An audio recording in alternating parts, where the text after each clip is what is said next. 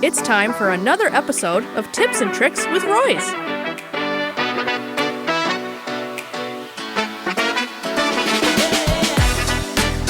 Ah, the toilet. A wonderful invention when it works, and a complete nightmare when it doesn't. Here are 3 common toilet problems homeowners face and how to fix them.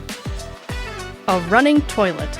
This usually means your flapper isn't sealing properly. To fix it, turn off the water supply, remove the tank lid, and replace the flapper. It's a pretty cheap fix that saves gallons of water daily.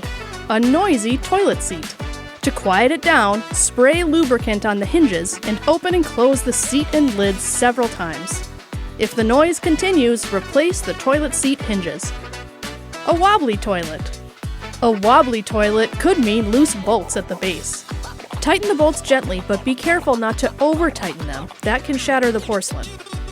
Toilet troubles don't have to derail your day.